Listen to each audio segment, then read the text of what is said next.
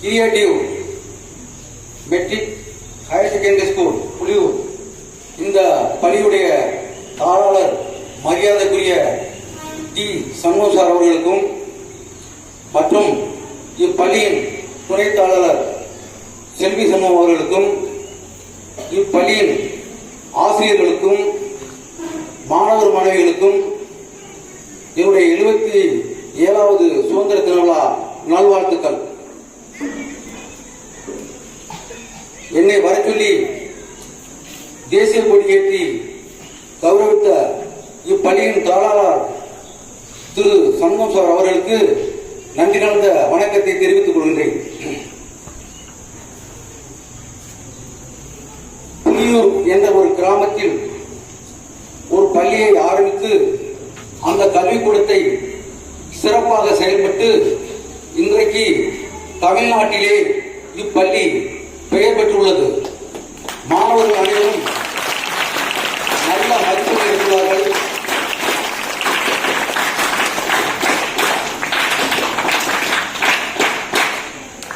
விளையாட்டுப் போட்டியிலும் சிறந்த விளையாட்டு வீரர்களாக தேர்வு பெற்றுள்ளார்கள்.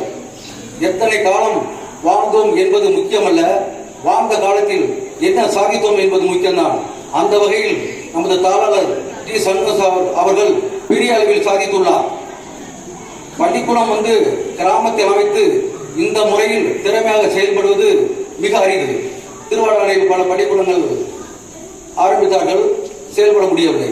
ஆனால் சார் சிம்பிளாக ஆரம்பித்து இன்றைக்கு செயல்பாடு தமிழ்நாடு லெவலில் ரீச் ஆகிற லெவலில் அவர் பண்ணி வச்சிருக்கார் என்றால் அவருடைய கடின உழைப்பு, அவருக்கு கல்வி தந்தை என்று கூட சொல்லலாம். ஊரணி நீர் நிறைந்ததற்கே உழவாம் பேரேறு வாழான் திரு. ஊரணி நிறைந்தால் ஊர் மக்களுக்கு எவ்வாறு குடிப்பதற்கு உதவுதோ அந்த மாதிரி இங்கே அமைந்துள்ள பள்ளிக்கூடம் இந்த ஏரியாவில் உள்ள ஏழை பாதைகளுக்கு படிப்பதற்கு தரமான கல்வியை கற்றுக் கொடுத்து உதவி செய்யும் தாளாளர் டி சண்முகம் சார் அவர்களுக்கு மறுபடியும் நல்ல முறையில் பலத்த கோஷத்துடன் கேட்டுங்க.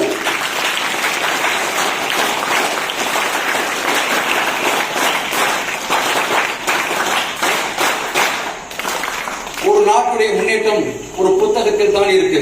டாஸ் கேபிட்டல், அதாவது மூலதனம் என்ற ஒரு புக்கை கார்ல் மார்க்ஸ் எழுதினார்.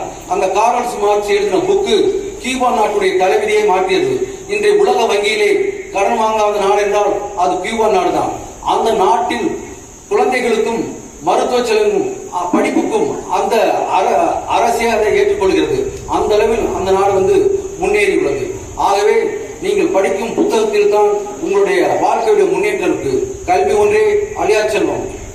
கல்வி படிக்க படிக்க அதனுடைய அறிவு கூடும், பணம் எடுக்க எடுக்க குறையும். ஆகவே கல்விக்கு உகந்தது வேறு எதுவுமே இல்லை. அதற்கு பிறகு சுதந்திரத்தை பற்றி சில வார்த்தைகள் பேச விரும்புகிறேன். சுதந்திரம் என்பது சும்மா கிடைக்கவில்லை. லட்சக்கணக்கான தியாகிகள் அடிபட்டு, அல்லல் பட்டு, அடிமைப்பட்டு, உடமை இழந்து, உயிரை இழந்து, உரிமை இழந்து, சிறைவாசம் சென்று சின்னாபனமாகி ரத்தம் சிந்தி உயிர் தியாகம் செய்ததால் தான் சுதந்திரம் கிடைத்தது. நாடு நமக்கு என்ன செய்தது என்று பார்க்கக்கூடாது, நாட்டிற்கு நாம் என்ன செய்தோம் என்று பார்க்க வேண்டும். உலகத்திலே சாதி மதத்திற்கு அப்பாற்பட்டு ஒற்றுமையா இருக்கக்கூடிய மிகப்பெரிய ஜனநாயக நாடு இந்தியா. இந்தியாவில் பிறந்ததே நாம் பெருமை. அதற்கு பிறகு இந்திய ராணுவத்தில் நான் சர்வீஸ் செய்ததால் இன்னும் அதை பெருமையாக கருதுகிறேன். சுதந்திர தின விழாவை ஒவ்வொரு குடிமகனும் தன்னுடைய வீட்டு விழா மாதிரி கொண்டாட வேண்டும். தாயை மதிக்காதவனும் தாய் நாட்டை மதிக்காதவனும் நல்ல மனிதர்களே அல்ல.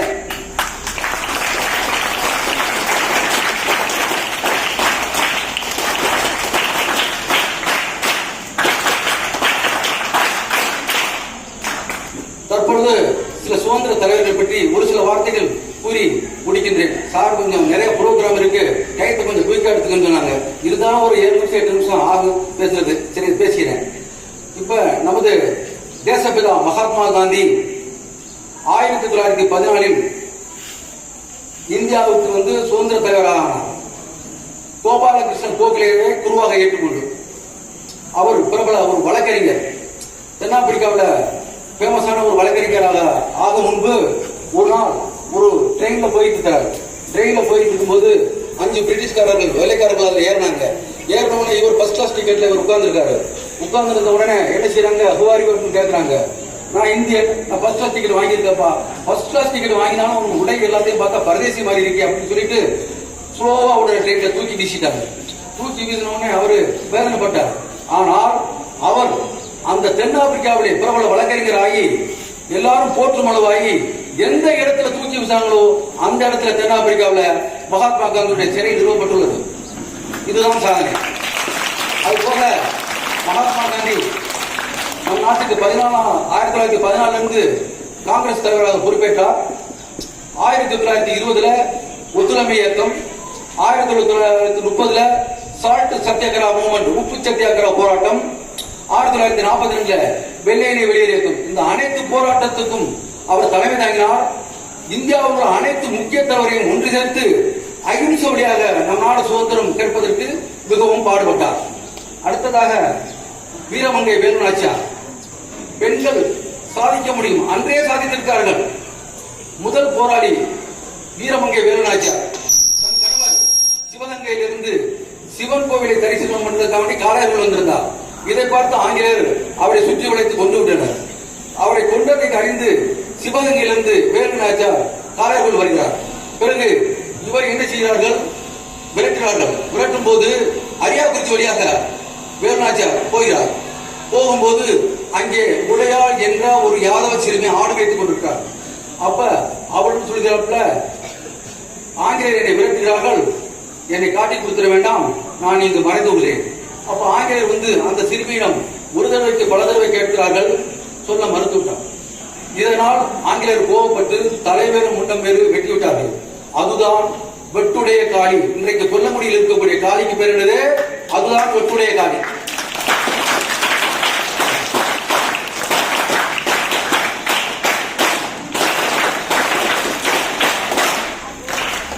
அங்கிருந்து மறுபடி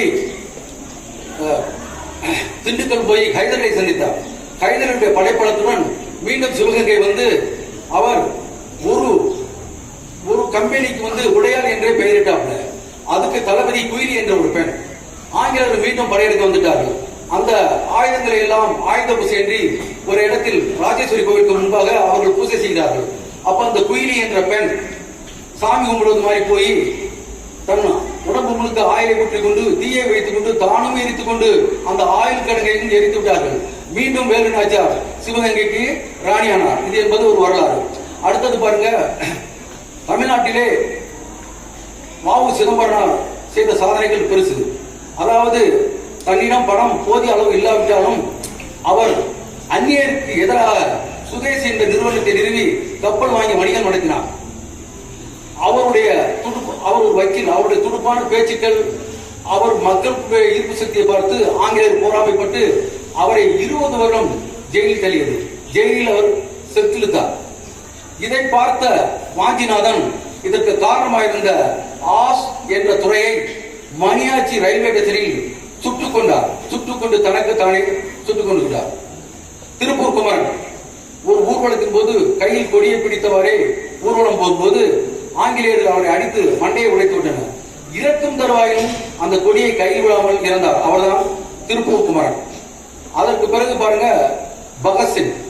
பகத்சிங்கினாலே இந்த படத்தை போட்டிருக்க.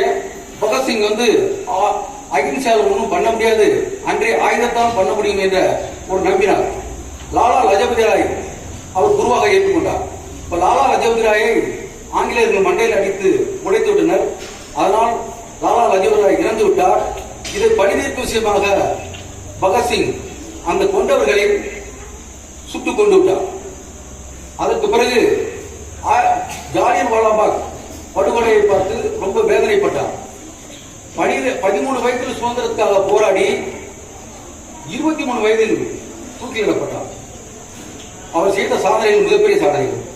அதுக்கு பிறகு பாருங்க, உத்தம் சிங் அப்படின்னு ஒரு பஞ்சாப்ல ஒரு இளைஞன், தகப்பனும் இல்ல தாயும் இல்ல, அனாதை. அப்ப அனாத ஆசிரமத்தில் இருந்தவரே படிச்சு வக்கீல் ஆயிட்டாங்க. அவர் படிக்கும் போதே இந்த ஜாலியன் வாலாபாக் படுகொலையை பார்த்து ரொம்ப வேதனைப்பட்டார். அந்த படுகொலைக்கு காரணமாக இருந்தவனை எப்படியாவது பழி வாங்கணும்னு நினைச்சார். தன்னுடைய 34 வயதில் இங்கிருந்து இங்கிலாந்து போனார். இங்கிலாந்து போய் அங்கே அதற்கு காரணமாக இருந்த ஜெனரல் என்ற ட்ரையரை எவ்வாறு கொல்ல வேண்டும் என்று திட்டம் தீட்டினார். 1940 காப் டவுன்காலில் இவர் ஒரு மீட்டிங்ல இருந்தபோது ஜெனரல் டயல் சீஃப் கெஸ்டா இருக்கும்போது அவர் கூட்டத்தை முடித்தவுடன் அவர் அங்கேயே சுட்டுக் கொண்டார். அதற்கு பிறகு பாருங்கள், நான் ஒரு நிறுவனம் வைத்திருக்கிறேன் நேதாஜிங்கிறது, அதனால நேதாஜியை பற்றி ஒரு சில வார்த்தைகளை குறித்து குயிக்கான ஒரு 3 நிமிஷத்தில் முடிச்சேன். இப்ப நேதாஜி சுபாஷ் சந்திர போஸ் 1897 ஜனவரி மாதம் 23ஆம் தேதி பிரபாவதி அம்மையாருக்கும் ஜானகிநாத் போஸுக்கும் பிறந்தார். ஜானகிநாத் போஸ் என்பவர் மிகப்பெரிய வழக்கறிஞர், அரசு வழக்கறிஞர். அவர் தன்னுடைய கூட்டாளியின் உதவியுடன் அன்றைய தினம் உலகத்திலே புகழ்பெற்ற கேம்பிரிட்ஜ் பல்கலைக்கழகத்தில் சேர்த்தார். அப்பல்கலைக்கழகத்தில் ஐசிஎஸ் பட்டம் பெற்றார். ஐசிஎஸ் பட்டம் என்பது இன்னைக்கு ஐஏஎஸ் பட்டத்துக்கு சமமான பட்டம். பட்டம் முடிந்தவுடன் ஆங்கில அரசு அவருக்கு தலைக்கு பதவி கொடுத்து வந்தது. அதற்கு நேதாஜி சொன்னார், பிரிட்டிஷ் என்ற இயந்திரத்தில் நான் உறுப்பாக செயல்பட மாட்டேன், எனக்கு தேவை என் தாய்நாட்டுடைய சுதந்திரம் தான் என்று மகாத்மா காந்தியை வந்து சந்தித்தார். மகாத்மா காந்தி சொன்னார், சித்தரஞ்சன் தாஸை போய் அங்கே பார்த்தவுடன் நேதாஜி சுபாஷ் சந்திர எங்கு போகிறாரோ லட்சக்கணக்கான மக்கள் திரண்டனர். ஏன்னா அவருடைய தோற்றம் அந்த மாதிரி கம்பீரமான தோற்றம். அப்ப அந்த கூட்டத்தை பார்த்து ஆங்கிலேயர் பல வழக்குகளை போட்டு இவரை 6 வருடம் ஜெயிலில் தள்ளியது. ஜெயிலில் இருக்கும் போதே இவருக்கு மஞ்சக்காமலை வந்து விட்டது. மஞ்சக்காமலை வந்தவுடன் நீதிபதி சொன்னார்கள், இவரை வீட்டு காவலில் வைத்தார். 62 ஆங்கிலேயர்கள் காவல் காக்கும் போது அவர்கள் கண்ணீர் படாமல் மாறுவேடத்தில் ஜெர்மன் போய் அடைந்தார். அங்கு மாவீரன் ஹிட்லருடைய ஆதரவுடன் ஜப்பான் பிரதமர் டோஜோ உதவியுடன் சுமார் 3 லட்சம் ராணுவ வீரர்களை உருவாக்கி 1943 இந்திய தேசிய ராணுவத்தை உருவாக்கினார். ஜெய்ஹிந்த் டெல்லி சலோ என்று கோஷமிட்டார். அவருடைய இந்த கோஷத்தை அங்கே பிரிட்டிஷ்காரர்கள் சுதந்திரம் கொடுத்தார்கள் என்பது உண்மை. ராமநாதபுரம் மாவட்டம் என்றாலே ஒரு பெருமை மிகுந்த மாவட்டமாக ஆக்கியதற்கு நமது ஏபிஜே அப்துல் கலாம் ஒரு காரணமாகும். வறுமை என்பது எல்லோருக்கும் வரும். வறுமையாக இருக்கும்போது புனே போட்டு வைத்தார், பேப்பர் போட்டாரு. ஆனா வறுமையை அவர் விரட்டி அடிக்கிறதுக்கு மிகவும் கஷ்டப்பட்டாரு. எல்லாம் படிப்பு முடித்தவுடன் விமானப்படை ஆபீஸருக்கு போனாரு. அங்கே பெயிலானவுடன் அழுகிறாரு. ஒரு நண்பர் சொல்கிறார், அழுகாதப்பா, வா, அங்கே ஒரு ஆசிரமம் இருக்கு கங்கை நதி கரையில, அங்கே போவோம், ஒரு தன்னம்பிக்கையான ஏதாவது வார்த்தை கிடைக்கும். அப்ப அங்கே போறாரு. ஒரு தன்னம்பிக்கையான வார்த்தை, மகனே உனக்கு வேறும் நல்ல வாய்ப்புகள் கிடைக்கும் அப்படின்னு அவர் சொல்றாரு. வீடு வர்றாரு. 250 ரூபாய் உதவி சயின்டிஸ்ட் டெல்லியில உங்களுக்கு வேலைன்னு வருது. ஏன்னா 250 ரூபாய் டெல்லியில வேலைன்னு சொன்னோம்னா அங்கே போய் சேர்ந்தவர் ஒரு நாள் இந்த இந்தியாவிலே ஆழ்வார் என்று நாம் நினைத்து கூட பார்க்கவில்லை. உலகத்திலே அரைக்கம்பத்தில் உலகப்புறம் பறக்க விட்டார்கள் அவர் இறந்த தினம் என்று. அது மட்டுமல்ல, அங்கு 1972 ஒரு ராக்கெட் தயார் பண்றதுக்கு ஒரு டீம் உருவாக்குனாங்க. அப்ப டிஃபென்ஸ் மினிஸ்டர் மேனன், அந்த டிஃபென்ஸ் மினிஸ்டர் மேனன் வந்து ஒரு 100 சயின்டிஸ்ட லைன்ல நிக்க சொல்லி, யாருப்பா இதுல ராக்கெட் செய்யறதுக்கு கைடா இருப்பிய? அப்ப இவர் கையை தூக்கியிருக்காரு. அப்ப இந்திக்காரங்க சிரிச்சிருக்காங்க, என்னடா நம்ம 6 அடி 7 அடி உயரத்துல இருக்கிற இவன் சும்மா 4 அடி உயரத்துல இருந்துகிட்டு இவன் வந்து கை தூக்குறானே, நம்மால முடியும். அதான் முடியும் என்பது மூலதனம், முடியாது என்பது மூடத்தனம். என்ன அந்த மாதிரி தன்னம்பிக்கையுடன் நான் செய்யறேன் அப்படி இறங்கினாரு. அப்ப இறங்கும் போது மேனன் சொன்னாரு, சரி இந்த ஆளு வந்து உயரம் கம்மியா இருந்தாலும் தன்னம்பிக்கை பெருசா இருக்கு, இந்த ஆள் தான் நான் லீடர்னு சொல்றாப்ல. அப்ப பெங்களூர்ல வந்து ஐஎஸ்ஆர்ஓ இந்தியன் ஸ்பேஸ் ரிசர்ச் சென்டர்ல வந்து இவங்க என்ன செய்யறாங்க. செய்யும் போது 1வது சுத்தி 2வது சுத்துல வந்து ஃபெயிலியர் ஆகி கீழே விழுந்துருச்சு. அழுகிறாரு. அந்த நேரத்துல அவர் தாய் தந்தை இறந்துட்டாப்ல, அவங்க அக்கா புருஷன் இறந்துட்டாப்ல. மறுபடியும் இதெல்லாம் வந்து முடிச்சுட்டு மீண்டும் அந்த குழுக்கு தலைவராகிறார். 1980 எஸ்எல்வி என்ற ராக்கெட் வர்றாரு. அந்த எஸ்எல்வி ராக்கெட் தயார் பண்ணி விடும்போது 1வது சுத்து 2வது சுத்து 3வது சுத்து சுத்தும் போது உலகமே இந்தியாவை பார்த்தது. உலகம் வந்து இந்தியாவை பார்த்தது. அப்பதான் உலகத்தில் இந்தியாவிலே தானாக ஒரு சயின்டிஸ்ட் ஒரு ராக்கெட்டை தயார் பண்ணிட்டாப்ல. அவர் செய்த நாத்தி ஏவுகணை, திரிசூல் ஏவுகணை, ஆகாச ஏவுகணை, அக்னி ஏவுகணை, ஆளில்லாத வானம் மூலம் எதிரிகளை தாக்கக்கூடியது, போலியோவால் நடக்கக்கூடிய எளிதில் நடக்கக்கூடிய எக்யூப்மெண்ட்ஸ், இவை அனைத்தையும் கண்டு அரௌண்ட் வேர்ல்டு 300 கண்ட்ரில 5வது கண்ட்ரி பேசும் அளவு நம்ம இந்தியாவுக்கு பெருமை சேர்ந்தது.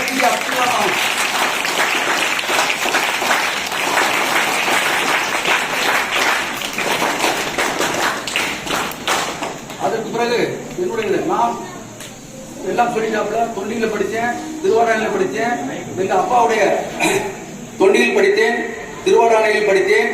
எங்க அப்பா ஒரு ஐஎன்ஏ தியாகி, ஒரு நேதாஜி படத்தை எங்க வீட்டிலே வாங்கி மாட்டி போட்டுப்பாப்ல. அந்த நேதாஜியோட பார்க்க பார்க்க எனக்கு ஈர்ப்பு சக்தி உருவாகுச்சு. சேர்ந்தா மிலிட்டரியில தான் சேரணுங்கிற ஒரு எண்ணம் உருவாகுச்சு. அதனால எங்க ஊர்ல ஒருத்தர் வந்து நான் மிலிட்டரியில சேரணும், அதுக்கான வழிமுறையை சொல்லுங்க அப்படின்னு கேட்டேன். அப்ப அவர் அந்த வழிமுறையை சொல்ல மாட்டேன்னு சொன்னாரு. அந்த காலகட்டத்துல திருவாரூரில அக்னியில வேலை பார்த்த சுப்பா என்றவர் வருவார். அவர் வந்தா எங்க வீட்டுல வந்து இருப்பாரு. அப்ப அண்ணே நான் மிலிட்டரிக்கு போகணும். அப்பெல்லாம் வாரத்துல ஒரு நாள் செலக்ஷன் 15 மணிக்கு. அட இது சிம்பிள்ரா, உனக்கு உண்மையிலே திறமை இருந்தா நீ சேர்ந்துடலாம்டான்னு என்னை கூட்டிட்டு கொண்டு போய் திருச்சி பஸ் ஸ்டாண்டுக்கு பின்னாடி உள்ள மிலிட்டரி ஆபீஸ்ல கொண்டு விட்டாரு. அங்கே நான் ஓட்ட உடனே எல்லாம் பயிற்சி முடிஞ்ச உடனே எனக்கு மிலிட்டரியில இஎம் எலக்ட்ரிக்கல் மெக்கானிக்கல் இன்ஜினியரிங் ஒரு போஸ்ட் கிடைச்சிச்சு. அது கரெக்டா 17 வயசுல போய் 33 வயசுல வந்தவுடன் இந்த ஸ்கூல் எப்ப ஆரம்பிச்சிச்சு? 2002 சார். அதே நேரத்துல தான் நானும் ஆரம்பிச்சேன். சரியா? ஆரம்பிச்சு என்ன 3 ஊரா இளைஞர்களை இன்றைக்கு மிலிட்டரியில சேர்க்கிற மிலிட்டரி, நேவி, ஏர்போர்ட்ஸ் போலீஸுக்கான பயிற்சி கொடுத்தேன். இன்றைக்கு தமிழ்நாடு முழுவதும் ஒரு 5000 ராணுவ வீரர்களை போலீஸை உருவாக்கியிருக்கேன். ஒவ்வொரு ஊரையும் ஆரோக்கியசாமி, அப்ப ஆண்டாவூர்லயும் மைக்கேல், அந்திவேலா முருகன், ஊமியுடையனா அழகர்கரன், இப்படி நம்ம மங்களத்திலையும் கங்கானத்திலையும் பொம்பளை பிள்ளையில ஒரு 6-7 பொம்பளை பிள்ளை போலீஸா சேர்த்து வந்து. அதனால வந்து எந்த ஒரு வேலையுமே தன்னம்பிக்கை. ஸ்கூல்ல படிக்கிற மாணவர்கள் IAS, IPS, டாக்டர் இந்த மாதிரி பல இதுல இருக்கணும். அப்பதான் சார் இவ்வளவு கஷ்டப்பட்டு படிப்பை உருவாக்குறதுக்கும் மிகப்பெரிய பெருமையாகும்.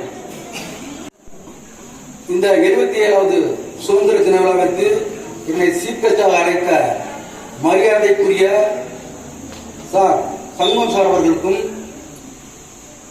துணைத் தாளர் செல்வி சண்முகம் அவர்களுக்கும், ஆசிரியர்களுக்கும், மாணவர் மாணவிகளுக்கும் நன்றி கலந்த வணக்கத்தை தெரிவிப்பேன். ஜெய் ஹிந்த்.